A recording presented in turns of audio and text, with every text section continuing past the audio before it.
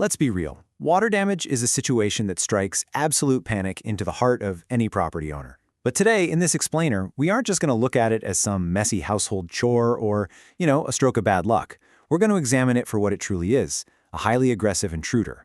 When water breaches your home, it is a full-on invasion, and it requires a precise, high-stakes scientific response to actually defeat it. We're going to dive into the unseen physics, the strict mitigation protocols, and the literal race against time that defines the hidden science of water mitigation. Okay, let's dive into this. 48.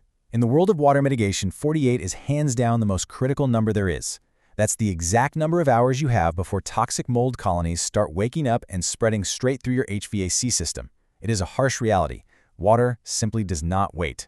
And as we're going to see, a delayed response doesn't just mean a longer cleanup. It means completely ruined drywall, severely compromised structural lumber, and honestly, some pretty severe health hazards for anyone living there.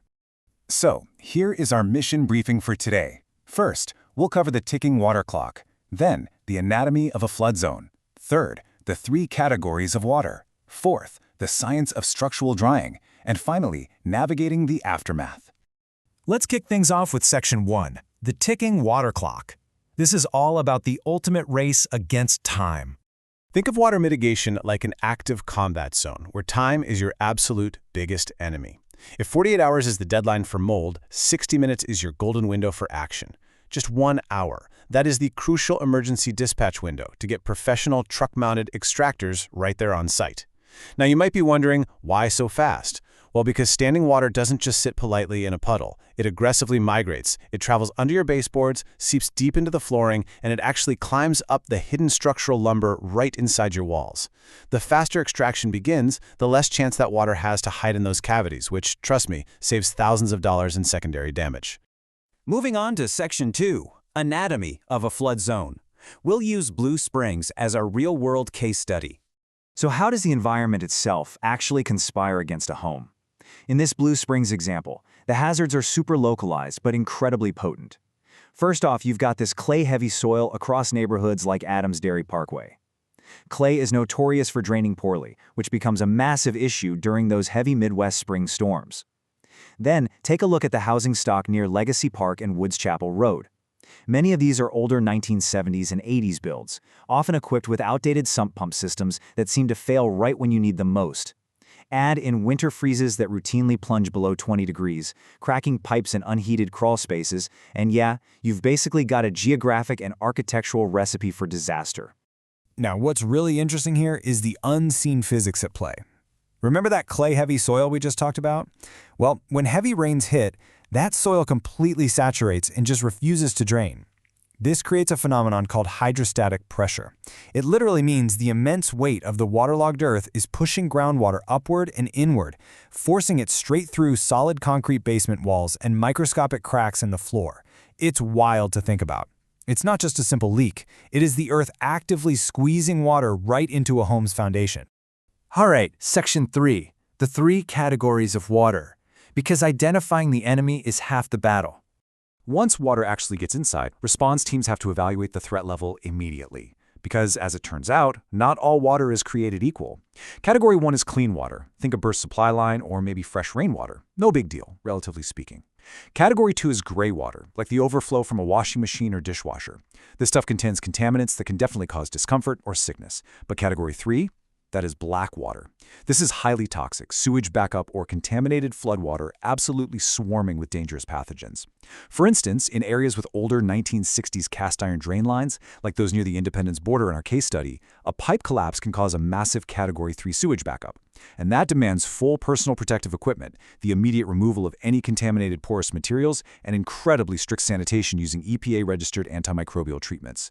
You absolutely cannot treat Category 3 water with Category 1 methods without putting everyone in that building at severe risk. Which brings us to Section 4, the science of structural drying. This is where the active combat phase really begins. So the crucial point here is that true restoration is not just opening a window and plugging in a couple of cheap box fans. Not even close.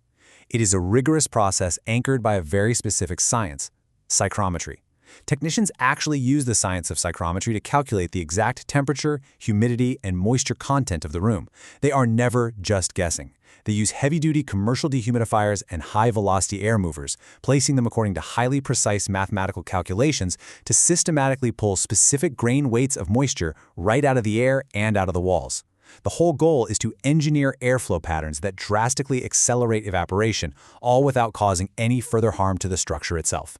And this brilliantly illustrates why understanding the materials you're drying is just as important as the equipment you're using. Standard materials like your typical drywall and basic framing will generally reach a safe, dry standard within about 3 to 5 days under controlled conditions. But look at hardwood floors. They are a whole different beast.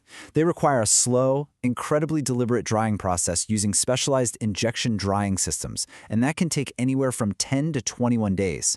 If you rush the drying of a hardwood floor, like treating it like a quick-dry t-shirt instead of the dense sponge it actually is, you will cause secondary damage known as cupping or warping, and that completely ruins the floor. So patience and nonstop continuous monitoring are absolutely mandatory here. Finally, we reach Section 5, Navigating the Aftermath. Let's talk about clearance verification. So how do professionals actually prove that the invisible moisture is completely gone? Well, they follow a very strict 3-phase roadmap. During hours 2 through 4, it's all about assessment and extraction. Stopping the source, pulling all that standing water out, and using advanced thermal imaging cameras to hunt down the invisible moisture hiding up in the ceiling or deep inside the wall cavities. Then, days 3 through 5 are fully dedicated to structural drying, where technicians take daily moisture readings to precisely track this invisible enemy's retreat. The final phase is clearance verification, and this is not just a quick visual check. It is documented, undeniable proof using calibrated moisture meters that the building materials have fully returned to their normal, safe, dry standards. That verification process is governed strictly by the IICRC S500 standards. And let me tell you, adherence to these industry protocols is non-negotiable. But why does this actually matter to a property owner? Because insurance adjusters are going to require detailed, standardized proof. We're talking daily moisture logs, equipment runtime data, photographic evidence, the whole shebang. Following those S500 standards guarantees that the restoration is done safely to prevent any future mold liability. Plus, it provides the exact documentation needed for seamless direct insurance billing without those incredibly frustrating claim delays. So, we've unpacked the incredibly fast-paced, highly scientific reality of water mitigation, from the intense hydrostatic pressures of clay soil to the absolute precision of psychrometric drying. It's pretty clear that water damage is an opponent that demands profound respect and an immediate, calculated response. So I'll leave you with this to think about. Is your own home actually prepared for the next sudden storm or winter freeze?